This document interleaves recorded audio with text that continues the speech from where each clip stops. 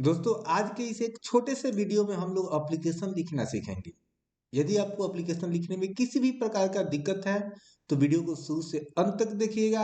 आज आपको हम एप्लीकेशन लिखना सिखा देंगे और बिल्कुल ही आसान भाषा में। आज के बाद आपको कभी कंफ्यूजन नहीं होगा एप्लीकेशन लिखने में।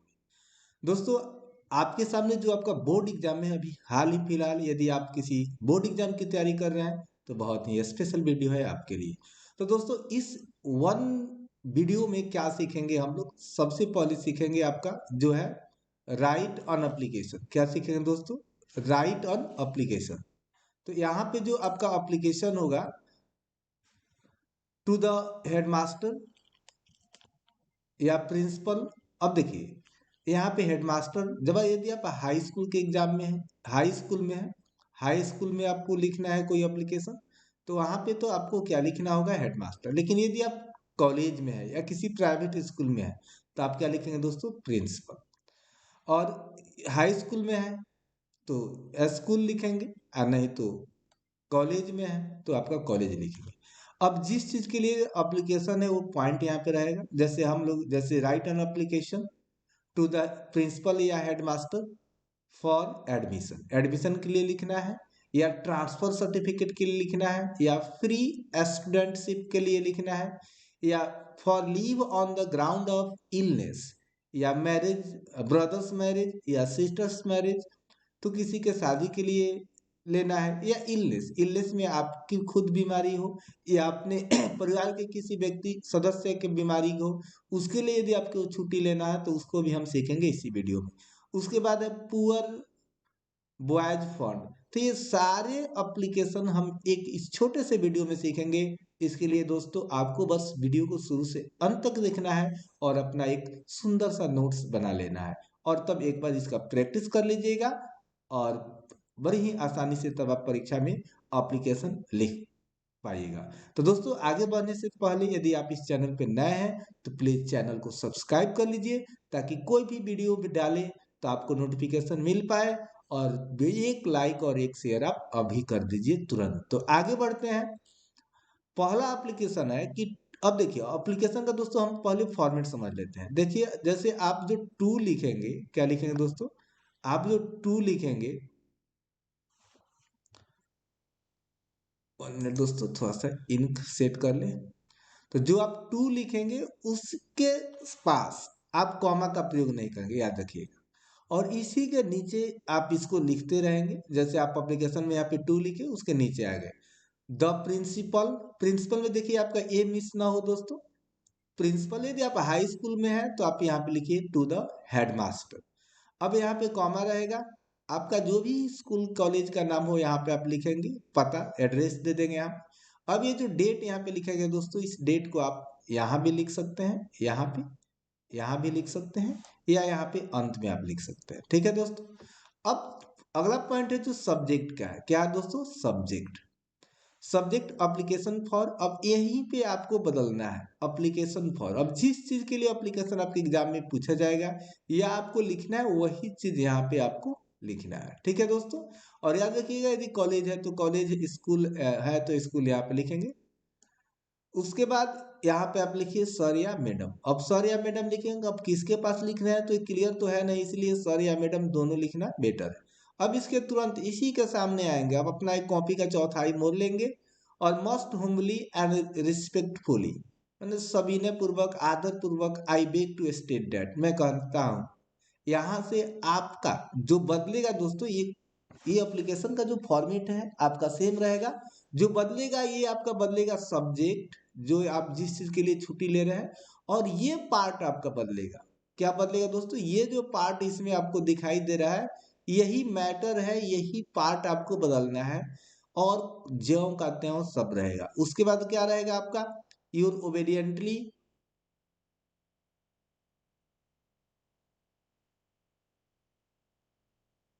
यहाँ पे स्टूडेंट या पुपिल्स डाल लेंगे दोस्तों, स्टूडेंट, या ऐसे भी चल सकता है। अब अपना यहाँ पे नाम लिख लेंगे, जो भी आपका नाम हो, क्लास और सेक्शन, तब रोल नंबर, और तब आप यहाँ पे अपना डेट लिख डालिए।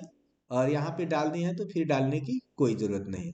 तो यहाँ पे क्या लिखना है दोस्तों? एडमिशन के लिए तो ये फॉर्मेट तो आप बना लेंगे। अब देखिए, most homely and respectfully I beg to state that I was reading in Gandhi inter college Patna, my father has been transfer to this place. यहाँ पे क्या बताए कि मैं गांधी इंटर कॉलेज पटना में पढ़ रहा था और मेरे पिताजी का क्या हो गया है, ट्रांसफर्ड हो गया है इस स्थान पे, इसलिए I have taken my transfer certificate from my old school. इसलिए मैंने अपने पुराना जो स्कूल है उससे क्या ले लिया है, ट्रांसफर सर्टिफिकेट ले लिया है, हस्तांतरण जो प्रमाण पत्र है उसको ले लिया है। आई देयरफॉर, अगर आप चेंज करेंगे यहाँ से भी लिख सकते हैं और यहाँ से भी लिख सकते हैं। I therefore request to you, इसलिए मैं आपसे आग्रह करता हूँ कि admit me to class 12 of your school, my transfer certificate is attached herewith. मेरा जो ट्रांसफर सर्टिफिकेट है एप्लीकेशन के साथ है। योर ओबीडियंटली, नाम, क्लास, सेक्शन, रोल नंबर। तो दोस्तों अब हम जो भी एप्लीकेशन लिखेंगे उसमें हमारा क्या बदलेगा, ये बस यहाँ पे थोड़ा सा हम लोग का क्या बदलेगा दोस्तों, यहाँ पे ये बदलेगा, थोड़ा सा बदलेगा आपका सब ये जो मैटर होगा। और तब ये पूरा नहीं बदलेंगे, ये तो सेम रहेगा, यहाँ से इसको हम चेंज करेंगे। इसके बाद जो, और ये भी फिर अंत में, यहाँ पे एक अंत में एक लाइन आपको अगले स्लाइड में मिलेगा जो सेम रहेगा। तो चलिए दोस्तों आगे बढ़ते हैं। इसमें देखते हैं कि इसमें आपके लिए क्या इंपॉर्टेंट पॉइंट है ध्यान रखने वाला। एक बार दो बार प्रैक्टिस कीजिएगा, उसके बाद आपको कोई दिक्कत नहीं होगा दोस्तों। अब देखिए टू द प्रिंस, यहाँ पे देखिए सब सेम रहेगा, यहाँ पे डेट जो है, अब ट्रांसफर सर्टिफिकेट, जैसे वहां पे क्या था, वहां पे आप तो ट्रांसफर सर्टिफिकेट लेकर आए थे, लेकिन कहीं कभी कभी आपको जरूरत पड़ता है जब आपके पेरेंट्स का ट्रांसफर कहीं दूसरे जगह पे हो जाता है, दूसरे स्थान पे, तो वहां पे जरूरत पड़ता है ट्रांसफर सर्टिफिकेट कॉलेज या स्कूल से लेने का। तो उसके लिए एप्लीकेशन लिखते हैं तो क्या लिखेंगे यहाँ पे, फॉर द ट्रांसफर सर्टिफिकेट। तो सर या madam, I must humbly and respectfully I beg to state that, यहाँ तक तो सेम रहेगा। अब हम बताएंगे my father has been transfer to Darbhanga, मेरे पिताजी का ट्रांसफर दरभंगा हुआ, जहां भी हुआ वहां पे स्थान आप लिखेंगे। सो इसलिए I can't continue my studies here, देखिएगा यहाँ पे स्टडीज होना चाहिए, ग्रामर करेक्ट होना चाहिए एप्लीकेशन में, इसलिए मैं अपना यहाँ पे पढ़ाई लिखाई जारी नहीं रख सकता हूँ। I therefore request to you issue my transfer certificate to me, इसलिए हमारा जो ट्रांसफर सर्टिफिकेट है उसको वापस कर इशू कर दीजिए, जारी करा दीजिए। यहाँ पे एक पॉइंट आप जोड़ सकते हैं या नहीं भी जोड़ सकते हैं, I shall be oblige for ever for this, और नहीं भी जोड़ सकते। यहाँ पे योर ओबीडियंटली,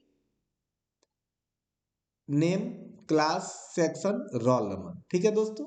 तो यहाँ पे क्या चेंज किए, ये एक पॉइंट चेंज किए, जिस चीज के लिए हमें छुट्टी चाहिए, जिस चीज के लिए छुट्टी चाहिए मतलब जिस चीज के लिए हम एप्लीकेशन लिख रहे हैं वो पॉइंट यहाँ पे लिखेंगे, और यहाँ पे जो बात इंपॉर्टेंट है वही यहाँ पे ऐड करेंगे।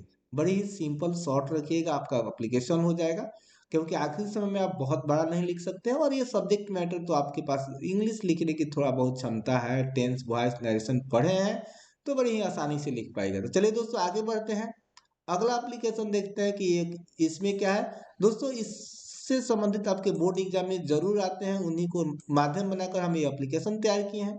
अब यहाँ पे फ्री स्टूडेंटशिप है, क्या दोस्तों, free studentship.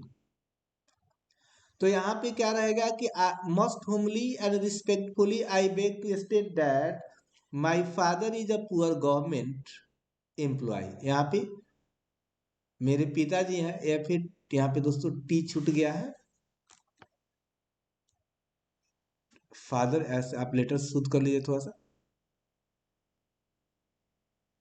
My father is a government poor government employ, मेरे जो पिताजी एक पुअर गवर्नमेंट एम्प्लॉय है, मतलब बहुत ज्यादा उनका तनख्वाह नहीं है, वेतन नहीं है। He is the only earning member of my family, और वो मेरे परिवार का एकमात्र पैसा कमाने वाले सदस्य हैं। और I have four school going brothers, और मुझे स्कूल जाने वाले 4 भाई हैं and sisters. So it is not possible for him, इसलिए उनके लिए संभव नहीं है to bear my educational expenses, कि वो मेरे पढ़ाई लिखाई का खर्चा एनीमोर और आगे उठा सके। I therefore request you to grant me a full studentship.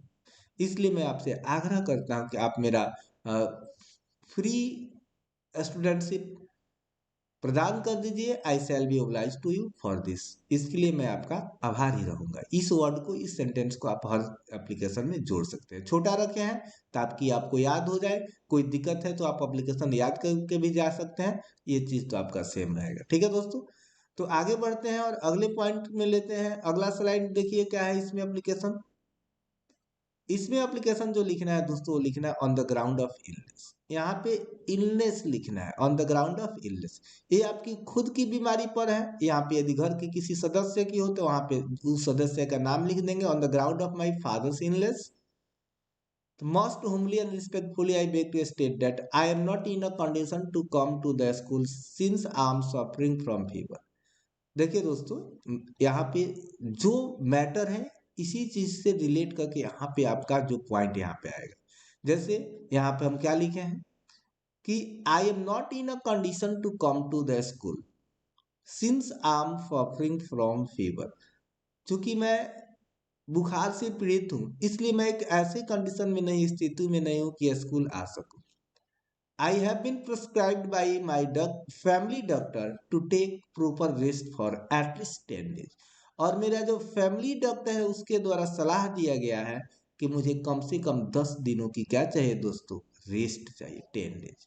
Hence अतः kindly grant me leave from, ये डेट रहेगा यहाँ से यहाँ तक का हमारा छुट्टी प्रदान कर दीजिए। I shall be obliged to you for this. और मैं इसके लिए क्या रहूंगा, आपका सादा आभारी रहूंगा। ये पॉइंट रहेगा आपका। और जो अभी तक जो सेम है वो आपका यहाँ पे सेम रहेगा दोस्तों। ठीक है, तो आई होप आपको ये बहुत अच्छा समझ में आ रहा होगा। वीडियो अच्छा लगे तो दोस्तों प्लीज लाइक कीजिएगा। चैनल पे नए हैं तो चैनल को सब्सक्राइब कीजिएगा और एक लाइक और एक शेयर आप अवश्य ही कीजिएगा। ठीक है दोस्तों, अब यहाँ पे जो है वहां पे एक पॉइंट यहाँ पे हम भूल गए। यहाँ पे दोस्तों आप क्या कर सकते हैं, अगर यहाँ पे अगर दोस्तों यहाँ पे क्या होता है आपका इलनेस था, यहाँ पे आप क्या कर सकते हैं, इस इलनेस का स्थान पे यदि पेरेंट्स का होता तो यहाँ पे हम लिख देते कि I am not in a condition to come school since my grandfather is या my mother is suffering from fever and there is no one at home to look after her, so I have to stay at home for 1 or 2 days to serve her या him। जैसे मेरे घर पे कोई नहीं है और मेरी दादी जो है बुखार से दो, जो भी हो, 2 या 4 दिन से पीड़ित है और उसको घर पे देख रेख करने के लिए कोई नहीं है, इसलिए मुझे अपनी दादी की सेवा करने के लिए 2-4 दिन की छुट्टी चाहिए। इसके लिए आप मेरी छुट्टी प्रदान करें। तो पॉइंट आप यहाँ पे ऐड कर सकते हैं। ठीक है दोस्तों, आगे बढ़ते हैं। अगला पॉइंट देखते हैं कि ये क्या है आपके लिए। तो यहाँ पे आप देख रहे हैं कि माई ब्रदर्स मैरिज, ये भाई के शादी पर। यहाँ पे ब्रदर्स के स्थान पे क्या हो सकता है, सिस्टर भी हो सकता है। यहाँ पे सिस्टर के स्थान पे फ्रेंड भी हो सकता है। ठीक है, यहाँ पे अंकल भी हो सकता है। तो जो यहाँ पे होगा वो एक बस थोड़ा सा पॉइंट आपका दोस्तों चेंज होगा। अब यहाँ पे देखिए थोड़ा सा यहाँ पे फॉर्मेट चेंज किए हैं। जैसे I am Raju, student of class 12, section क्या हो जाएगा यहाँ पे B. Writing this application to let you know that, यह पत्र लिख रहा हूँ आपको बताने के लिए कि that I cannot attend my class between the 10th March to the 16th March due to my brother wedding function. क्योंकि ये बताने के लिए मैं पत्र लिख रहा हूँ कि मैं 10 मार्च से लेकर 16 मार्च तक अपने भाई के शादी समारोह के कारण उपस्थित क्लास में नहीं हो पाऊंगा या नहीं हो सकता हूँ। फॉर दैट, इसलिए for that reason, for this कर लेंगे दोस्त, this reason I need to leave a school for a week, इसलिए मुझे एक सप्ताह के लिए स्कूल छोड़ने की जरूरत है। काइंडली एक्सेप्ट माई एप्लीकेशन, कृपया करके हमारा जो एप्लीकेशन है स्वीकार कर लिया जाए। एंड ग्रांट में लीव, और मुझे छुट्टी प्रदान किया जाए। I will be thankful to you for this favour. यहाँ पे थैंकफुल भी लिख सकते हैं, और या जो पहले लिखे थे I shall be oblige for to you for this, वो भी लिख सकते हैं और ये पॉइंट आपका सेम रहेगा। ठीक है दोस्तों, तो दोस्तों एक छोटा सा वीडियो था जिसमें हम आपके लिए लाए थे कुछ एप्लीकेशन का फॉर्मेट। अच्छा लगा हो तो प्लीज लाइक कीजिएगा और चैनल पे नया है तो चैनल को सब्सक्राइब कीजिएगा। और दोस्तों हाँ, यदि आपको को अभी लिखने में थोड़ा दिक्कत है, यदि आपकी इंग्लिश बहुत वीक है, राइटिंग, आपका एग्जाम आपके सामने है, तो एक दो याद कर लीजिएगा, उससे आपका काम चल जाएगा। तो चलिए दोस्तों, फिर मिलते हैं एक नए वीडियो में कुछ नए कंसेप्ट के साथ। Thank you for watching this video.